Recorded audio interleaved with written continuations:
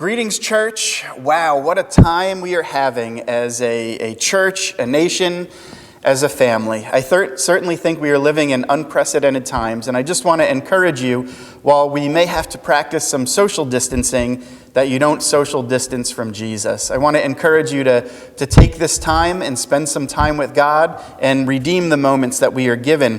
While so many are tempted to panic, to stress, to fear, I just want to encourage you that Jesus tells us how we can respond to situations like this in Mark chapter 4.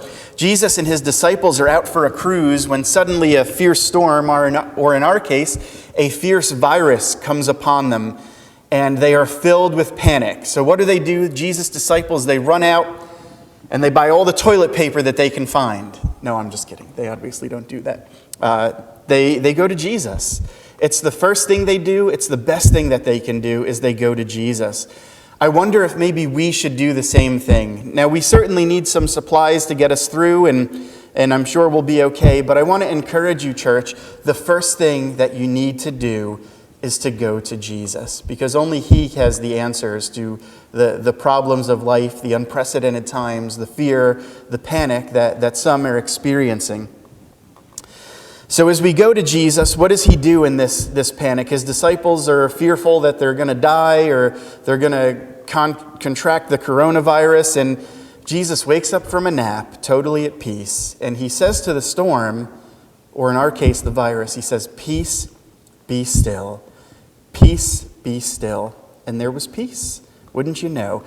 So Jesus says to have peace, and there's peace. The storm dies, but as I read this, I can't help but wonder if maybe Jesus was talking to his disciples and telling them that they needed to have peace as well.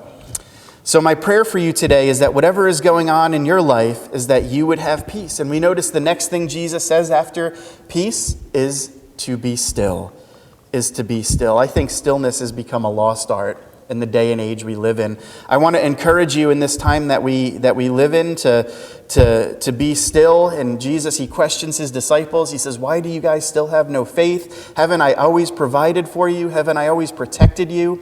There's no need to panic in the midst of Jesus' provision and protection. So we need to be wise. We need to follow the law of the land. We need to do some social distancing from each other. But I want to encourage you to redeem this time.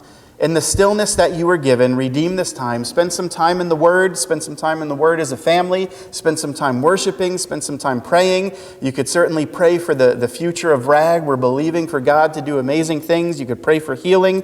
You could read, crack a good book. You could play a board game.